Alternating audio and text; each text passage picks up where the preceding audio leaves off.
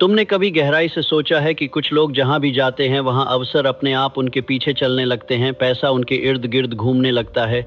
और कुछ लोग पूरी जिंदगी मेहनत करते रहते हैं फिर भी अभाव से बाहर नहीं निकल पाते। इसका कारण बाहर नहीं, भीतर छिपा होता है।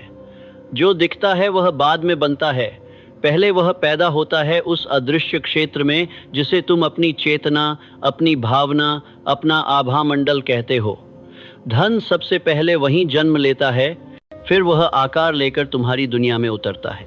जिस दिन तुमने यह मान लिया कि गरीबी या समृद्धि किस्मत का खेल है, उसी दिन तुमने अपनी शक्ति किसी और के हाथ में दे दी। सच यह है कि तुम्हारा मन ही वह भूमि है जिसमें तुम्हारे जीवन के सारे बीज बोए जाते हैं। जैसा बीज वैसा वृक्ष, जैसा विचार वैसा जीवन। जिनके जीवन में समृद्धि है उन्होंने अपने भीतर ऐसे विचारों को बार बार पोषित किया है जिनमें विश्वास, योग्यता और मूल्य का भाव था। जिनके जीवन में अभाव है उन्होंने अनजाने में अपने भीतर संदेह, भय और कमी के बीज बोए हैं। तुम जो कुछ भी हो वह इस क्षण तुम्हारी पुरानी धारणाओं का परिणाम है, और तुम जो कुछ भी बनोगे वह उन धारणाओं का परिणाम होगा जो आज तुम अपने भीतर स्वीकार कर रहे हो। मन एक उपजाऊ खेत है। यह भेद नहीं करता कि तुम उसमें अच्छा बो रहे हो या बुरा, वह केवल उगाता है। अब समझो, यह रहस्य तुम्हारी चेतना केवल तुम्हारे शरीर के भीतर नहीं है, वह एक क्षेत्र बनाती है, एक अदृश्य घेरा जो तुम्हारे चारों ओर फैला होता है। वही घेरा तय करता है कि लोग तुम्हें कैसे देखते हैं, अवसर तुम्हारी ओर कैसे आते हैं, और धन तुम्हारे पास टिकता है या फिसल जाता है। यदि तुम्हारा भीतर अभाव से भरा है तो बाहर से चाहे जितना भी धन आ जाए वह टिक नहीं पाएगा। लेकिन यदि भीतर समृद्धि की भावना गहरी जड़ें जमा चुकी है तो बाहर फिसल जाते हैं कि दुनिया को झुकना ही पड़ेगा। इच्छा केवल चाह नहीं होती।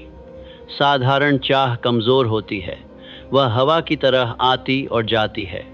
पर जब इच्छा आग बन जाती है, जब वह भीतर जलने लगती है, जब वह तुम्हें चैन से सोने नहीं देती, तभी वह सृष्टि को हिला देती है। जिन लोगों ने बड़े धन को अपने जीवन में बुलाया है वे केवल पैसा नहीं चाहते थे, वे अपने उद्देश्य के लिए जल रहे थे। उनके भीतर एक स्पष्ट चित्र था कि वे कौन बनना चाहते हैं, क्या रचना चाहते हैं और दुनिया को क्या देना चाहते हैं। जब तुम्हारी चाह इतनी तीव्र हो जाती है कि वह तुम्हारे हर विचार, हर भावना और हर कर्म में उतर जाती है, तब वह आभा मंडल बन जाती है। लोग इसे नहीं देखते पर वे इसे महसूस करते हैं। वे तुम्हारी आंखों में, तुम्हारी आवाज़ में, तुम्हारे चलने में इसे पहचानते हैं। यही वह चुंबक है जो अवसरों को खींचता है। अब अपने भीतर झांको। तुम अपने आप से दिन में हजारों बार बातें करते हो। तुम जो शब्द अपने भीतर दोहराते हो वही तुम्हारा भविष्य लिखते हैं। यदि तुम बार बार कहते हो कि मेरे पास नहीं है, मैं नहीं कर सकता, दुनिया कठिन है, तो तुम अपने ही आभा मंडल को संकुचित कर रहे हो। तुम अपने चारों ओर एक दीवार बना रहे हो जिसमें समृद्धि घुस नहीं सकती। पर यदि तुम हर दिन अपने भीतर यह रोपते हो कि मैं योग्य हूँ, मेरे भीतर असीम सामर्थ्य है, मेरे लिए अवसर खुले हैं, तो तुम्हारी चेतना का क्षेत्र फैलने लगता है। तुम्हारा आभा मंडल बड़ा होता है, और जैसे ही वह बड़ा होता है वैसे ही तुम्हारे जीवन की सीमाएं टूटने लगती हैं। बहुत से लोग कहते हैं कि परिस्थितियां उन्हें रोक रही हैं, पर सच यह है कि उनकी अपनी सोच उन्हें रोक रही है। बाहर की दुनिया केवल तुम्हारे भीतर की दुनिया का प्रतिबिंब है। यदि भीतर भय है तो बाहर बाधाएं दिखेंगी। यदि भीतर विश्वास है तो बाहर रास्ते खुलेंगे। तुम्हारी भावना वह भाषा है जिसे सृष्टि समझती है। केवल सोचने से कुछ नहीं बदलता, पर जब तुम कुछ महसूस करने लगते हो तब ऊर्जा हिलने लगती है। जब तुम भीतर से यह महसूस करते हो कि समृद्धि तुम्हारी है, कि तुम उसके योग्य हो, कि वह तुम्हारे जीवन का स्वाभाविक हिस्सा है, तब तुम्हारा आभा मंडल उसी आवृत्ति पर गूंजने लगता है। डर, संदेह, अपराध बोध, ये तीन सबसे बड़े चोर हैं। ये तुम्हारी ऊर्जा को खा जाते हैं। ये तुम्हें छोटे घेरे में बांध देते हैं। जब तक ये तुम्हारे भीतर सक्रिय हैं तब तक धन तुम्हारे पास आएगा भी तो ठहर नहीं पाएगा। पर जैसे ही तुम इन्हें छोड़ना शुरू करते हो, जैसे ही तुम अपने भीतर एक नया चित्र बनाते हो कि तुम कौन हो, उसी क्षण तुम्हारी दुनिया बदलनी शुरू हो जाती है। अपने आप से एक प्रश्न पूछो, तुम अपने आप को भीतर क्या मानते हो? क्या तुम स्वयं को संघर्ष करने वाला मानते हो या सृजन करने वाला? क्या तुम स्वयं को अभाव में जीने वाला मानते हो या समृद्धि में? जो उत्तर तुम देते हो वही तुम्हारी सीमा बन जाता है। समृद्ध लोग पहले भीतर से समृद्ध होते हैं। वे अपने आप को मूल्यवान समझते हैं। वे जानते हैं कि उनका अस्तित्व मायने रखता है। इसी कारण दुनिया भी उन्हें मूल्य देती है। तुम जैसा अपने आप को देखते हो, दुनिया तुम्हें वैसा ही देखती है। तुम्हें अपने भीतर एक नई पहचान बनानी होगी। वह पहचान जो निर्भीक है, जो स्पष्ट है, जो जानती है कि उसे क्या चाहिए और क्यों चाहिए। जब यह पहचान भीतर स्थापित हो जाती है, तब तुम्हारा आभा मंडल बदल जाता है।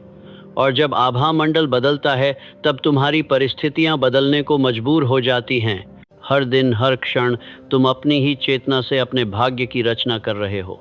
कोई बाहर से आकर तुम्हें न बचा सकता है, न रोक सकता है। शक्ति तुम्हारे भीतर है। जैसे ही तुम यह समझ लेते हो, उसी क्षण से तुम्हारी यात्रा शूर न चाह रू हो जाती है, अभाव से समृद्धि की ओर, डर से विश्वास की ओर और एक सीमित जीवन से असीम संभावनाओं की ओर। अब जब तुम्हें यह समझ में आने लगा है कि धन बाहर नहीं, भीतर से जन्म लेता है, तो अगला रहस्य यह है कि तुम्हारा आभा मंडल केवल भावना नहीं होता, वह दिशा भी बनाता है। जिस व्यक्ति के भीतर स्पष्टता होती है, उसके जीवन में भ्रम नहीं टिकता। धन भ्रमित मन के पास नहीं रुकता, वह उसी के पास आता है जिसे पता है कि वह उसे क्यों चाहता है और उससे क्या रचना चाहता है।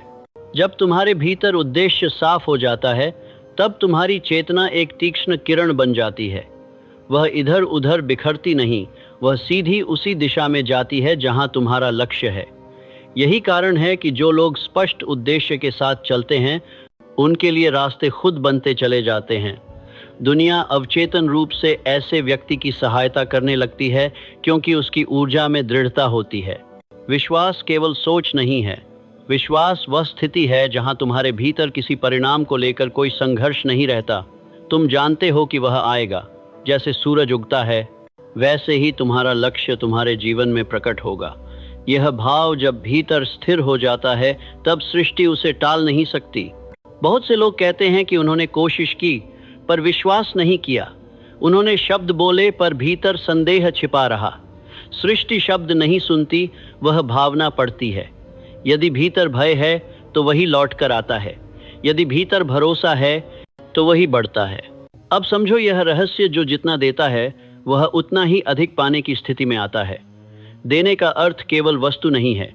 देना ऊर्जा है, ध्यान है, समय है, सद्भाव है। जब तुम खुले मन से देते हो, तो तुम यह घोषणा करते हो कि मेरे भीतर कमी नहीं है।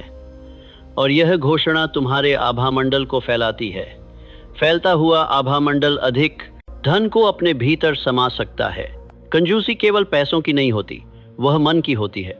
जो मन से संकुचित है, उसका जीवन भी संकुचित रहता है, पर जो मन से उदार है, उसकी दुनिया भी उदार बन जाती है। अब यह भी समझो कि हर व्यक्ति तुम्हारी ऊर्जा को या तो बढ़ाता है या घटाता है। कुछ लोग तुम्हारे भीतर संदेह भरते हैं, कुछ लोग तुम्हें तुम्हारी सीमाएं याद दिलाते हैं, कुछ लोग तुम्हारे सपनों पर हंसते हैं। ऐसे लोगों के पास अधिक देर ठहरना अपने ही आभा मंडल को दूषित करना है। समृद्ध चेतना को स्वच्छ वातावरण चाहिए। जिस दिन तुम यह चुनना सीख लेते हो कि किसकी उपस्थिति में रहना है, उसी दिन तुम्हारी गति बदल जाती है। धैर्य वह शक्ति है जो महान परिणामों को जन्म देती है। जो व्यक्ति भीतर से जानता है कि वह सही दिशा में है, वह अस्थायी रुकावटों से विचलित नहीं होता। वह हर असफलता को संकेत की तरह पढ़ता है, न कि अंत की तरह।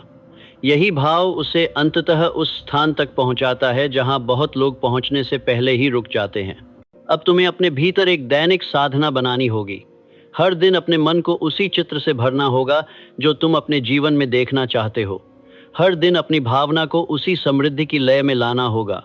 हर दिन अपने आप को यह स्मरण कराना होगा कि तुम कौन हो और क्या बनने जा रहे हो। यदि तुम अपने भीतर प्रतिदिन यह अनुभव करने लगो कि तुम पहले ही उस जीवन में हो जिसे तुम पाना चाहते हो, तो तुम्हारी चेतना उस स्थिति को वास्तविक बना देगी।